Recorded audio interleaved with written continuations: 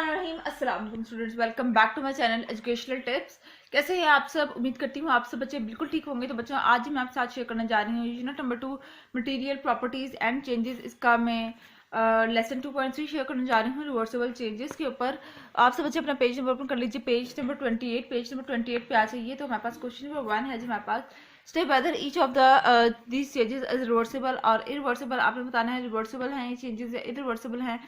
तो सबसे पहले आ जाते हैं हम लोग पहले आ जाते हैं melting butter in hot pan. जब हम लोग हॉट के पैन के अंदर रिवर्सिबल चेंजेस वो होती हैं जो कि हमारे पास वापस अपनी जगह पे आ जाएं, और इरिवर्सिबल जो कि अपनी जगह पे वापस नहीं आ सकती।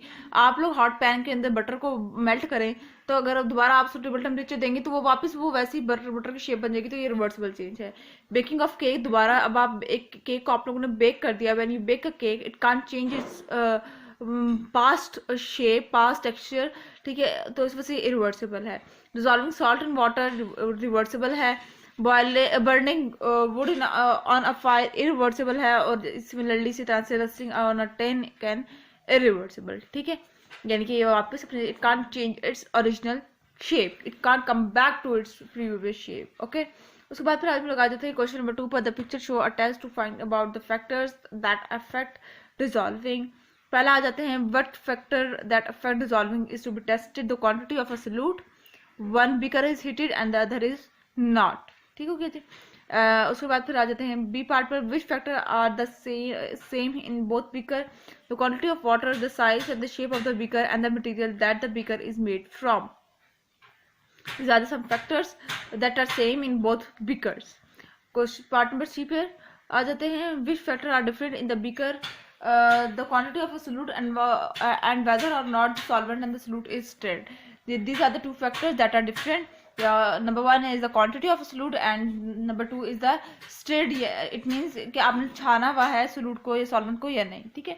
उसके बाद फिर हम लोग आ जाते हैं डी पार्ट के ऊपर, will this be a fair test, explain your answer. No, the quantity of a solute in the two beakers is different. In a fair test all factor must be the same except the factor being tested, okay. Now comes towards the next page, that is practice. Question number 3. Mr. Pather poured a cup of tea from the teapot and added 2 teaspoon of sugar and stirred the tea a few times. The tea was warm, not hot, so she drank it quickly. As she drank the last few drops, she noticed that there will be still sugar in the bottom of the cup, ठीक है। यानी कि वो कह रहे हैं mister पैथर है, वो उन्होंने चीनी डाली चाय के अंदर, वो इतनी गर्म नहीं थी, ठीक है। तो जब वो आखिरी सिप ले रही थी तो उन्होंने देखा कि बॉटम पर शुगर अभी भी मौजूद थी। इसकी अब आगे क्वेश्चन देखते हैं, why was there still sugar at the bottom. Bottom पे शुगर क्यों थी? The sugar had not all dissolve, क्योंकि शुगर सारी डिजॉल्व नहीं हुई थी। पार्ट नंबर बी पर, पार्ट नंबर बी का पार्ट नंबर 1 है जी, what two things could Mr. Pather have done to make all the sugar dissolve? She should have stirred the tea more or heated up.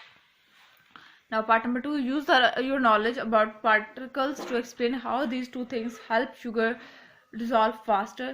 Stirring moves the particle of a solute sugar around the solvent tea.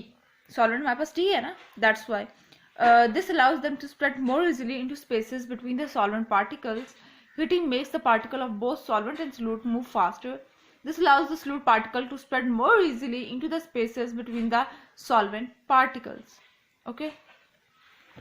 Now coming towards part number C, part number 1, predict what will happen to the sugar if Mr. Pather forgot to drink her cup of tea and left it standing for the whole afternoon. The sugar will all dissolve. Part number 2, use the particle model to explain your prediction. The particle of both the solute sugar and the solvent tea are constantly moving. This makes them bump into each other until they are eventually spread out evenly in the solution. The solute particle then fill into the spaces between the solvent particle and dissolve, okay. Now question number 4 is Zara and Sophia carried out a fair test on the effect of temperature on the rating of dissolving. These are the result. It means that Zara और Sophia जो है वो दोनों एक test perform कर रही थी कि उन टाइम हीट टेम्परेचर के जैसे जैसे इंक्रीज कर रही थी वो ऑब्जर्व कर रही थी कि कितनी चीज़ किस तरह से डिजॉल्व होती है, तो ये उनका रिजल्ट आया था। ठीक है, सबसे पहले तो उन्होंने कहा है पार्ट नंबर ए के ऊपर आ जाते हैं। तो identify the following variable in the test. The dependent variable dependent कौन था? Time taken for sugar to dissolve, जबकि इंडिपेंडेंट क्या था? वाटर और टेम्परेचर था। And the two control variable quantity of sugar and quantity of water. उसके बाद graph बनाना था, तो ये देख लीजिए, ये मैंने ग्राफ बना दिया है। I will make it graph this graph and come towards on part number C. Describe the pattern you see in the result. The time taken for the sugar to dissolve decrease as the temperature of the water increases. जैसे जैसे पानी का temperature increase होता चले गया, sugar वहाँ पर हमारे पास कम तरीके से डिजॉल्व होना शुरू होगी। ठीक है, what can Zara and Sophia conclude from their investigation? Increasing the temperature makes fluid dissolve faster. Sugar dissolve faster as the water temperature increases. Okay.